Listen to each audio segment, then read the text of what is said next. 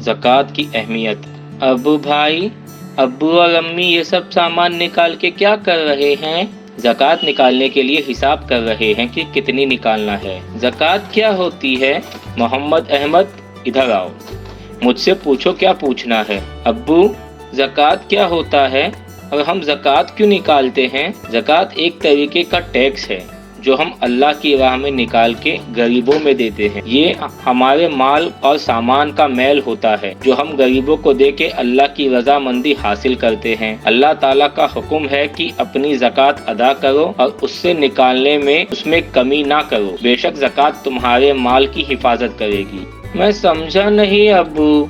ठीक है, देखो, हम अपने इस देश में जब पैसे कमाते हैं अपने काम से तो उस पे हम सरकार को टैक्स देते हैं ताकि वो सड़कें बनवाए और बाकी सब डेवलपमेंट करे देश। इसी तरह हम अपने माल का कुछ हिस्सा अल्लाह की राह में देते हैं उन गरीबों को जिनके हालात ठीक नहीं है, जो बड़ी मुश्किल से 2 वक्त की रोटी खा पाते हैं। या हम मदरसे में अपनी ज़कात या सदका पैसा देते हैं जिससे ये मदरसे चल सकें और उनमें पढ़ने वाले बच्चों को तालीम मिल सके, क्योंकि मदरसे में पढ़ने वाले बच्चे ज़्यादातर गरीब होते हैं और मदरसे स्कूल की तरह ज़्यादा फीस नहीं लेते। इसीलिए यह हमारी ज़िम्मे है कि दीन की तालीम सब में पहुंच सके, जिसके लिए हम अपनी तरफ से जो हो सके वो करें। अब्बू, ज़कात कितना देना है? ये सब दे देना है? नहीं बेटा, हमने जो भी कमाया या हमारे पास जो भी पैसा है या माल हो या जेवरात हो, उसका टोटल अमाउंट निकाल के उसका 2.5% देना होता है। बस इतना सा? मैंने कल एक अंकल को कहते हुए सुना था कि हम गवर्नमेंट को 10, 20 और 30% देते हैं टैक्स, जैसा जो कमाता है वैसा भरता है, लेकिन हम अल्लाह की राह में सिर्फ 2.5% क्यों? अल्लाह की राह में तो ज्यादा देना चाहिए ना। बेटा, देने वाले देते हैं, ज्यादा भी देते हैं, लेकिन हुक्म ये है कि 2.5% दिया जाए। इसका क्या फायदा होता है ज़कात निकालने का? सबसे पहले तो अल्लाह के हुक्म की तामील होती है। दूसरा, जो अल्लाह की राह में पूरी तरह ज़कात निकालता है अपने माल, जेवरात और दौलत की, तो उसकी वो दौलत, माल, पैसा, जेवरात महफूज रहता है चोरी से, डकैती से, आग लगने से। इसका जिम्मा अल्लाह ने उठाया है। तो बताओ, अगर अल्लाह किसी चीज का जिम्मा लेंगे तो वो होगी या नहीं? जरूर होगी। जब हम अपने वॉचमैन को कुछ पैसे दे के हमारी रखवाली कराते हैं, उसके बावजूद चोरी हो जाती है या कभी आग लग जाती है, तो अल्लाह ताला तो पूरी दुनिया का निजाम चलाते हैं। उन्होंने जब अपने पे जिम्मा ले लिया हमारी दौलत की हिफाजत का, तो उनसे बड़ा हाफिज कौन है? वो तो जो चाहते हैं करने वाले हैं। सही कहा बेटा।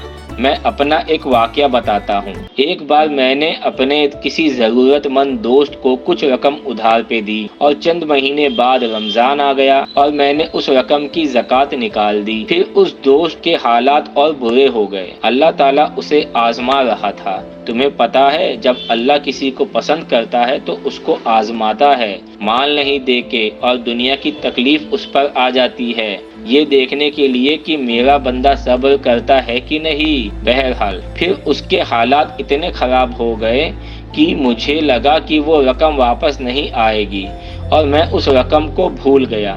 लेकिन वक्त बदला और उसके साथ मेरे दोस्त के हालात। जैसे ही उसके पास कुछ रकम आई, उसने सबके साथ साथ मुझे भी जो रकम ली थी मुझसे वापस कर दी और आज एक अच्छा खासा बिजनेसमैन है जो माशाअल्लाह हर साल लाखों रुपए ज़कात निकालता है।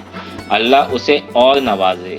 आमीन सुम्मा आमीन। बोलने का मकसद ये है कि अल्लाह ने अगर कोई चीज का जिम्मा लिया है तो वो उसे पूरी करेगा। मेरे उस माल का जिसका मैंने ज़कात निकाला था, मैं उसे भूल भी गया था, लेकिन मेरा वो माल मेरे पास वापस खुद चल के आया। ये है मेरे अल्लाह का फजल। और साथ ही साथ ये भी देखो, जो दोस्त परेशान था, बुरे हाल में था, उसने सब्र किया, अल्लाह की हर आजमाइश में पास हुआ, अल्लाह ने उसे बेहद माल और दौलत से नवाजा। इसीलिए कहते हैं कि कभी भी अल्लाह से मायूस नहीं होना चाहिए। हम बोलते हैं ना میں دعا کرتا ہوں قبول ہی نہیں ہوتی، اتنی آزمائش ہے میرے اوپر، یہ سب نہیں کہنا چاہیے۔ اللہ کو بہتر پتا ہے کہ کب کس کی دعا قبول کرنا ہے اور ہم کیا آزمائش سہیں گے۔ ذرا فلسطین کے مسلمانوں کو دیکھو، سیریا میں دیکھو، ان کے پاس ان کے گھر تباہ کر دیے گئے، ان کے گھر چھین لیے گئے،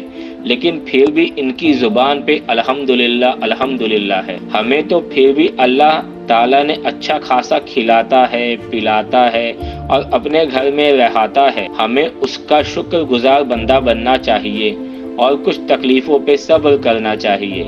صبر اللہ کی سب سے بڑی نعمت ہے۔ اللہ تعالیٰ ہمیں اپنا شکر گزار بندہ بنائے اور صبر کرنے والا بنائے، آمین ثم آمین۔ ٹھیک، میں بھی زکوٰۃ نکالوں گا، تم فکر مت کرو، میں ہمارے گھر میں سب پر جو صاحب حساب ہے ان پر زکوٰۃ نکال رہا ہوں۔ ٹھیک ہے ابو، لیکن صاحب حساب کا مطلب یہ اپنے مولانا سے پوچھنا، کیونکہ ہم صرف ہمارے مولانا یا مفتی کو صرف بچہ جب پیدا ہوتا ہے تب تو اس کے کان میں اذان دینے کے وقت یا انسان کی میت پہ نماز جانے کے لیے بلاتے ہیں، زندگی شروع کے وقت اور زندگی کے ختم کے وقت مولانا کو یاد کرتے ہیں، جبکہ ہونا یہ چاہیے کہ ہر چیز میں ہم اپنے مولانا یا مفتی سے پوچھا کریں، کیونکہ انہیں دینی علم ہے، انہیں پتا ہے کہ سنت طریقہ کیا ہے اور اللہ کا کون سی بات پہ کیا حکم ہے۔ ہم جتنا اپنے مولانا یا مفتی کے نزدیک ہوں گے اتنا دین سے بھی نزدیک ہوں گے انشاءاللہ۔